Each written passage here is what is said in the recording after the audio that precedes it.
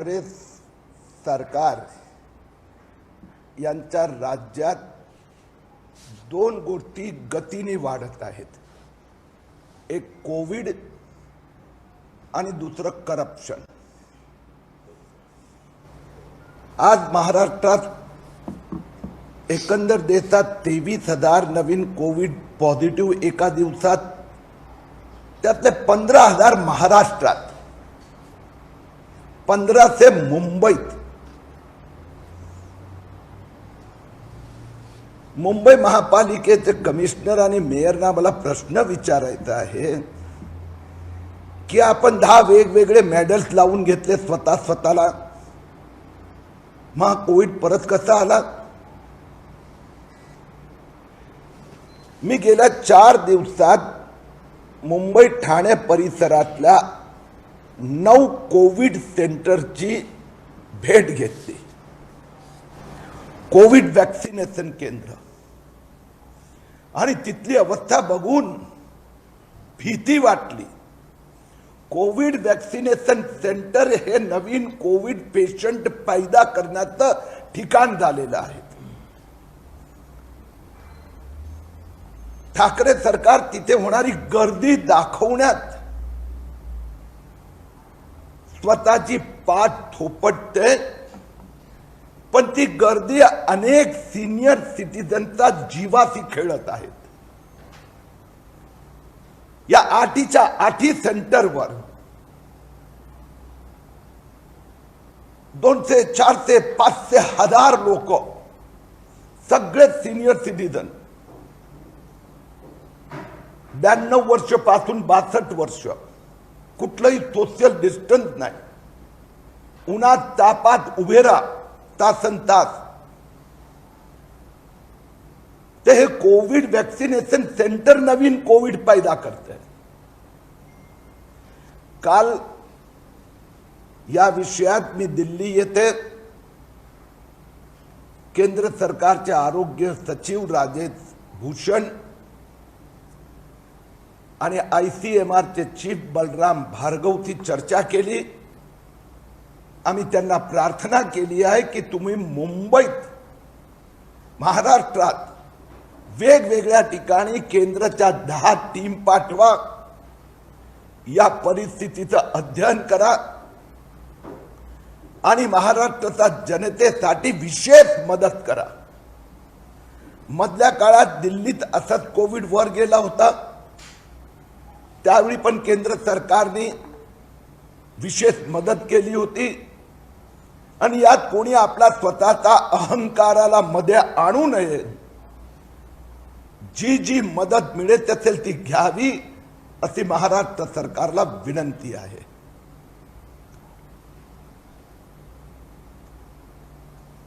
याचबरोबर फक्त पॉप्युलेशन नव्हे, पण तिथे जे कोविडचा उपद्रवाचं जे प्रमाण आहे ते लक्षात ठेवून महाराष्ट्रात वॅक्सिनेशनचा पुरवठा वाढवा, ही पण मी विनंती केली आहे.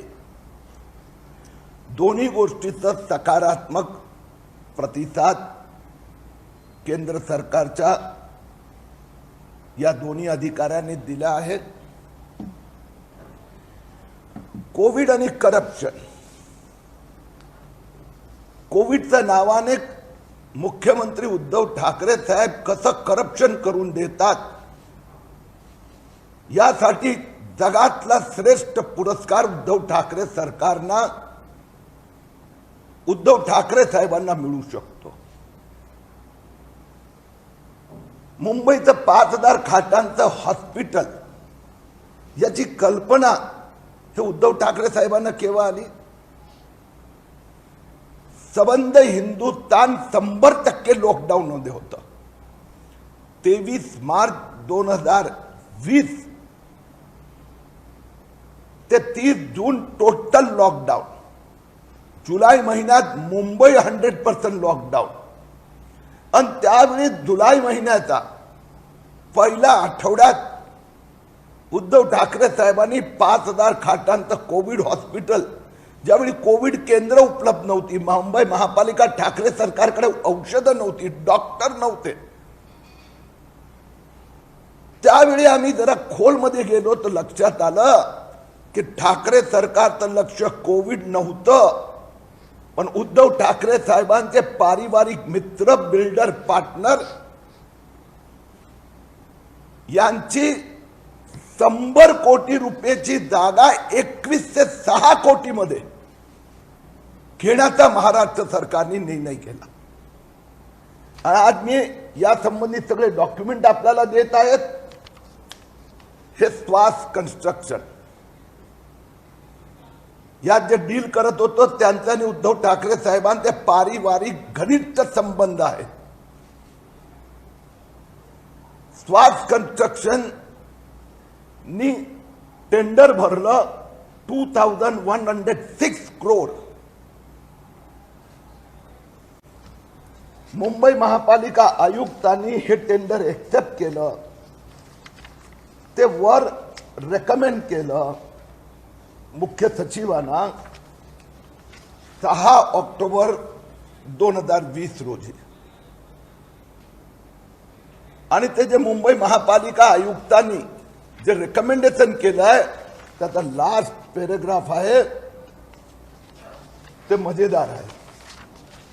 त्या शेवटच्या पॅराग्राफ मध्ये मुंबई महापालिका आयुक्तांनी लिहिलं आहे, sir, as desired by the Honorable Chief Minister, Government of Maharashtra, it is extremely important to put this project on fast track at your level. हे पत्र त्यांनी चीफ सेक्रेटरीना 6 ऑक्टोबरला लिहिलं.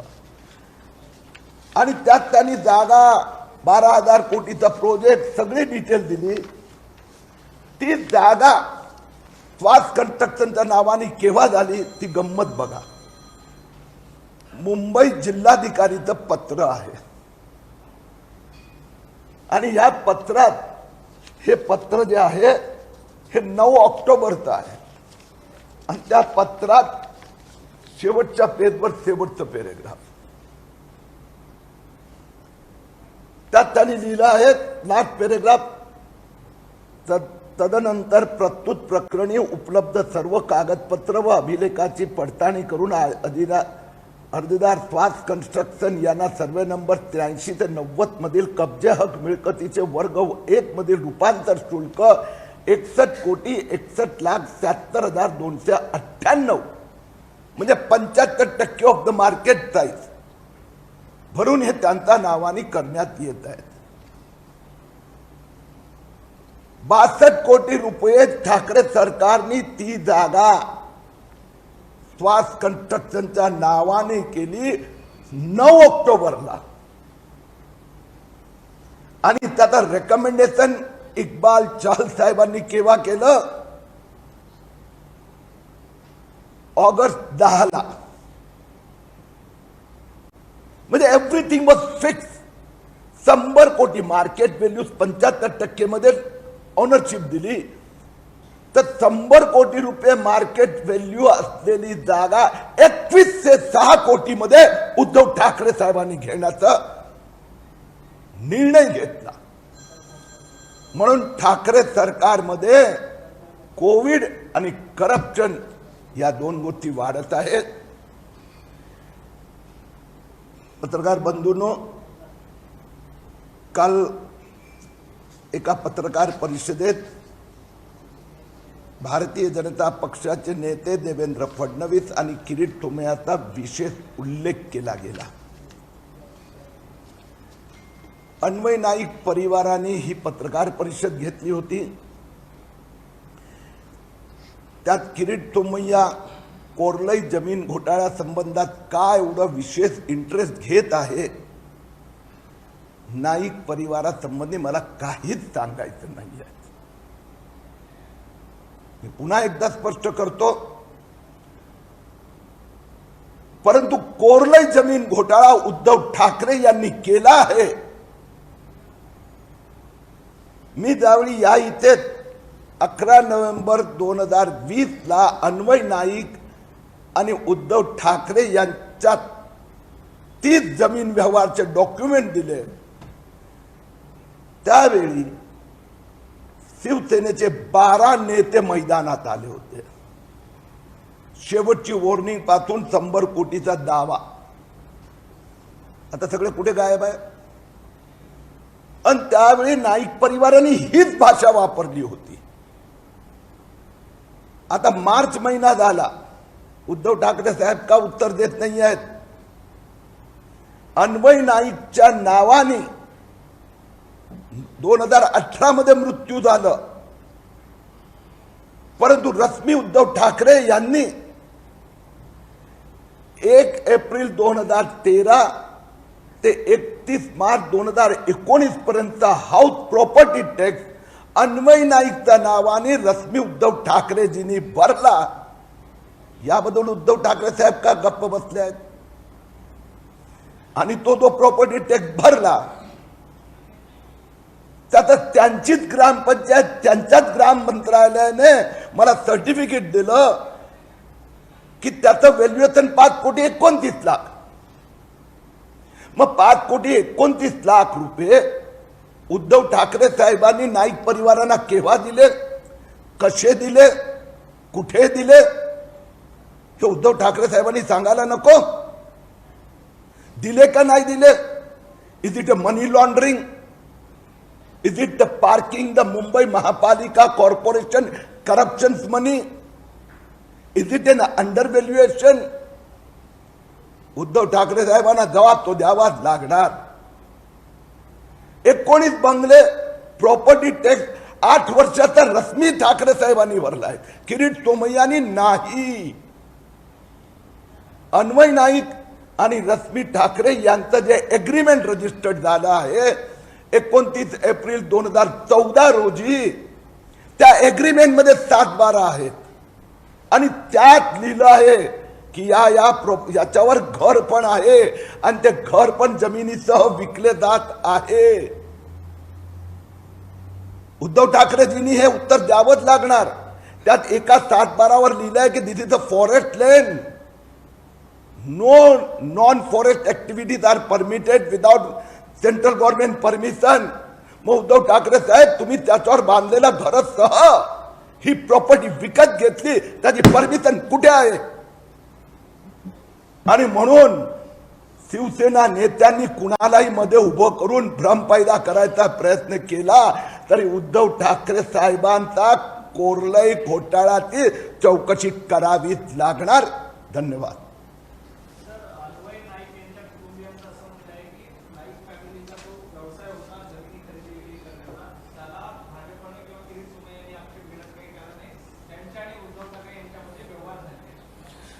स्वागत करतो.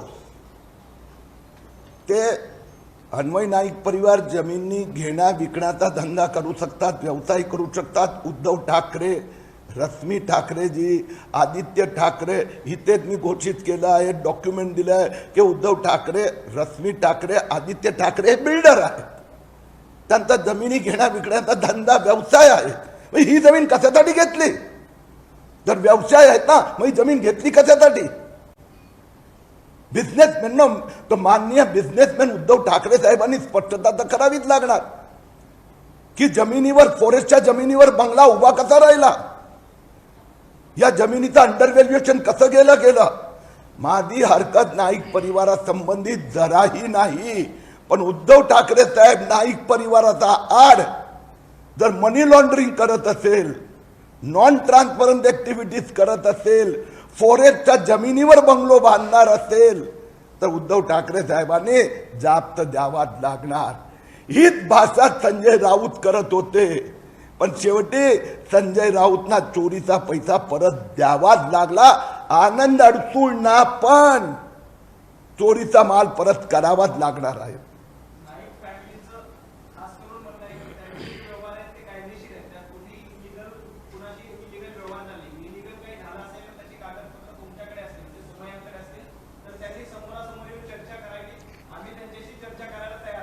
पण नाईक परिवारांनी काय केलंच नाही. अन्वय नाईक निघून गेले, कारण की त्यात फक्त अन्वय नाईकच मालक दाखवलं आहे, पत्नी किंवा मुलीला नाही दाखवलं आहे. आणि मुद्दा अन्वय नाईकांचा नाहीच आहे, कारण की अन्वय नाईकचा मृत्यूनंतर रश्मी ठाकरेंनी 6 वर्षाचा टॅक्स भरला.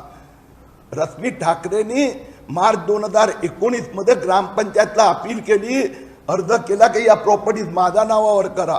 आमची हरकत, उद्धव ठाकरेजी, ठाकरे परिवार हे रुलिंग फॅमिली आहे.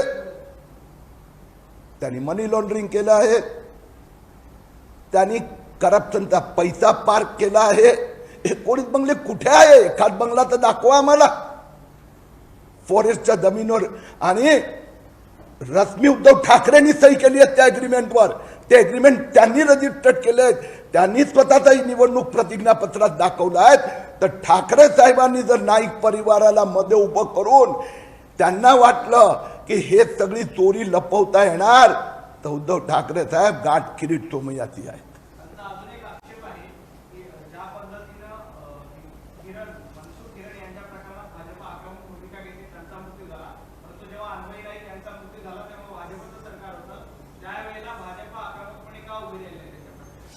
आता ठाकरे सरकारने आक्रमकपणा दाखवला आणि सुप्रीम कोर्टाने काय सांगितलंय जग जाहीर आहे.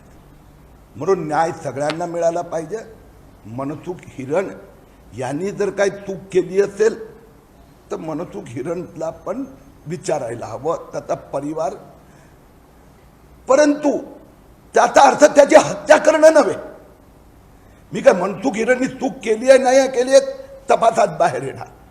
म्हणून जर उद्धव ठाकरेजींनी, रश्मी उद्धव ठाकरे यांनी जर अन्वय नाईकचा आड मनी लॉन्ड्रिंग करायचा प्रयत्न केला असेल तर त्यांना जाब तर द्यावाच लागणार.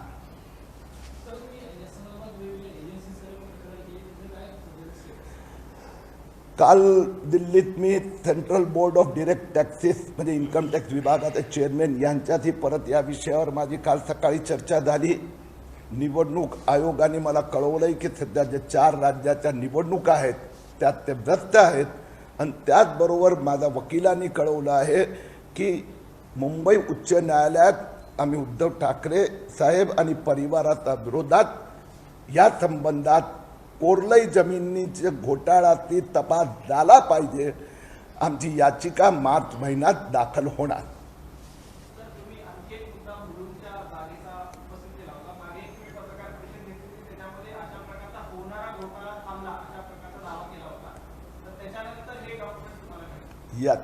त्याच्यानंतर हे मिळाले लोकायुक्तकडे. याच्या संबंधी पार्ट 1 हिअरिंग संपलं की मुंबई महापालिकाने लोकायुक्तला रायटिंगमध्ये कळवलं, मलाही कळवलं की आम्ही हॉस्पिटलचा प्रोजेक्ट हे आता ड्रॉप केला कारण की यात प्रचंड त्रुटी आहे. पण त्याची हिअरिंग आणि इन्व्हेस्टिगेशन होत असताना हे डॉक्युमेंट बाहेर आले की ही जागा मुळात राज्य सरकारची होती, ते आधी कळवलं नव्हतं. आणि दुसरी गोष्ट बाहेर आली की या जागेसंबंधी पण सॉल्ट कमिशनर यांचा वादविवाद चालू आहे, पण मी त्या वादविवादात जात नाही. आणि ह्या जागेच्या मालकी हक्कासंबंधी 1985 पासून वादविवाद चालू आहे. तर जो वादविवाद 35 वर्षात नाही संपला तर 24 तासात संपवला. आणि ती जी श्वास कन्स्ट्रक्शन आहे त्याच्या 3 वर्षाचा मी इन्कम टॅक्स रिटर्न म्हणजे डेटा पाहिला तर त्याच्याकडे तर 5 लाख रुपये बँक अकाउंटमध्ये नव्हते. तर हे 61 कोटी रुपये भरले कोणी, आले कुठून?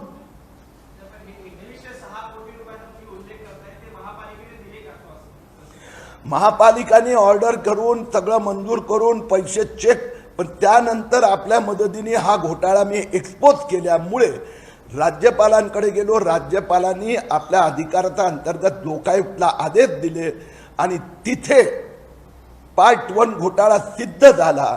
म्हणून महापालिकेने, कारण की पुढचं सांगतो, महापालिकेने हे जे मी 8 ऑक्टोबर म्हणजे 6 ऑक्टोबर महापालिका आयुक्ताचा अहवाल तुम्हाला दाखवला, त्यानंतर नगर विकास कार्यालयाने महापालिकेला कॉन्टॅक्ट केला, PWDने कॉन्टॅक्ट केला की आम्हाला ती जागा विकत घ्यायची आहे, आपण तुम्ही मला मदत करा. पण त्यांनी सांगितलं की असं लोकायुक्तकडे हिअरिंगमध्ये हे सगळे अपारदर्शकता बाहेर आली, म्हणून ते आम्ही स्क्रॅप केलं. मुंबईचा पत्रकारांचा ऍक्टिव्हिजममुळे 2100 कोटी रुपये वाचले. घोटाळा झाला पण चोरीचा माल तिथला तिथे आम्ही धाड घातली म्हणून राहिला. पण ज्यांनी हे कनायवंत केलं चोरी, त्या मुंबई महापालिका कमिशनर, आणि त्यांनी लिहिलंय, मी नाही लिहिलंय, की मुख्यमंत्र्यांचा मजेदार गोष्ट अशी आहे, हा निर्णय कुठेच कागदावर नाही आहे, कुठेच नाही. नो आरोग्य, नो मंत्रालय, नो सीएमओ, न बीएमसी. तर म्हणून सीएम आणि एमसी दोघांनी मिळून कोपऱ्यात रेट ठरवला आणि सुरू केलं. मी तर उद्धव ठाकरेजीला चॅलेंज करतो, मला दाखवा ना हा निर्णय घेतला, एक तर कागद दाखवा. ओके राहुल, उसने तो कल मुझे काम पे लगाया था. एक मिनिटाची बाईट देऊन टाकतो, हिंदी आणि मराठी दोन्ही. पण यात एक हॉस्पिटलचं वेगळं देतो आणि ते नाईकांचं वेगळं देतो. आधी मराठीत देतो, नंतर हिंदीत देतो.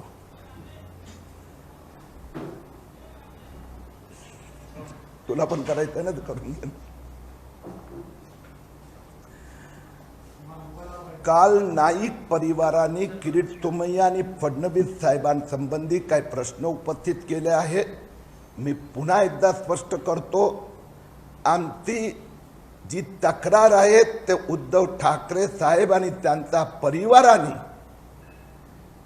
19 बंगले 5,29,00,000 रुपये हे दाखवले नाही आहे किंवा नाईक परिवारांना दिले नाही आहेत. आमची तक्रार ही आहे की रश्मी उद्धव ठाकरे साहेबांनी अन्वय नाईकच्या मृत्यूनंतर 6 वर्षाचा हाऊस प्रॉपर्टी टॅक्स स्वतःचा बँक अकाउंट मधून भरला. आमची हरकत अशी आहे की फॉरेस्टच्या जागेवर बंगले बांधण्यात आले आणि त्यामुळे कोरलई जमीन घोटाळा झाला आहे आणि त्याचे बेनिफिशियरी ठाकरे परिवार आहे, म्हणून त्याची चौकशी झाली पाहिजे. नाईक परिवारासंबंधी आम्हाला या विषयात काहीही बोलायचं नाही, परंतु उद्धव ठाकरे साहेबांना हेही सांगायचं आहे की प्रत्येक वेळी नाईक परिवारांना पुढे करू नका. हिम्मत असेल तर मैदानात येऊन उत्तर द्या, कोरलई घोटाळ्याचा जाब द्या. मुंबईत उद्धव ठाकरे सरकारचा राज्यात कोविड आणि करप्शन गतीने वाढत आहेत. आज देशात 23,000 नवीन कोरोनाग्रस्तांमध्ये 14,000 महाराष्ट्राचे आहेत. काल आम्ही दिल्लीत केंद्रीय आरोग्य सचिव आणि ICMRचा चीफशी भेटून विनंती केली की आपण महाराष्ट्रात एडिशनल 10 पथकं पाठवा, अतिरिक्त वॅक्सिनेशनचा साठा द्या. जसं दिल्लीत तुम्ही मदत केली होती तशी मुंबई, महाराष्ट्र, पुणे परिसरात मदत करावी.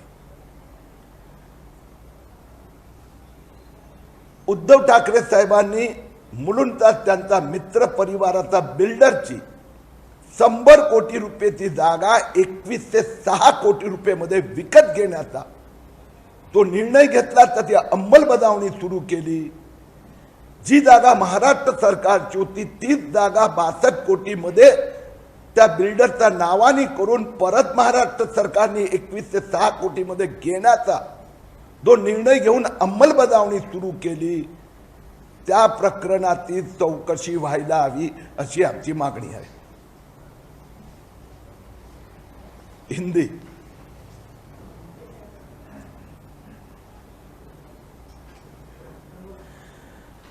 अन्वय नाईक परिवार ने कल देवेंद्र फडणवीस जी और किरीट सोमैया के बारे में कुछ वक्तव्य किया है. हमें नाईक परिवार के बारे में कुछ कहना नहीं है, लेकिन उद्धव ठाकरे परिवार नाईक परिवार को आगे रखकर अगर कोरलाई जमीन घोटाला छिपाना चाहेगा, हमें मंजूर नहीं है. जो 19 बंगलो है, फॉरेस्ट की जमीन पर बंगलो बनाए गए, अन्वय नाईक के नाम से रश्मी उद्धव ठाकरे जी ने 6 साल का प्रॉपर्टी टैक्स भरा. 11 करोड़ की वैल्यूएशन वाली प्रॉपर्टी 2 करोड़ 15 लाख में खरीदी गई, तो यह अंडर वैल्यूएशन था, मनी लॉन्ड्रिंग था, मुंबई महापालिका के माफिया कॉन्ट्रैक्टर से आया हुआ पैसे का पार्किंग किया गया था. इसकी जांच तो होनी ही चाहिए. Next point. मुंबई में, महाराष्ट्र में उद्धव ठाकरे सरकार आने के बाद में कोविड और करप्शन गति से ऊपर जा रहा है. कोविड के नाम से भी करप्शन हो रहा है। जब 100% लॉकडाउन था उस समय उद्धव ठाकरे जी ने निर्णय लिया 5000 बेड की अस्पताल बनाएंगे। उनके पारिवारिक मित्र ऐसे बिल्डर की जो जमीन महाराष्ट्र सरकार की थी, 9 अक्टूबर 2020 को महाराष्ट्र सरकार ने उस बिल्डर स्वास्थ्य कंस्ट्रक्शन के नाम पर की 62 करोड़ देकर की, वही जमीन 2106 करोड़ में महाराष्ट्र सरकार ने खरीदी। प्रोसेस शुरू हो गया। इस घोटाले की जांच होनी चाहिए। हमने राज्यपाल और लोकायुक्त के पास इसके एविडेंसेस दिए हैं। कोविड के नाम पर ठाकरे सरकार का एक बड़ा घोटाला।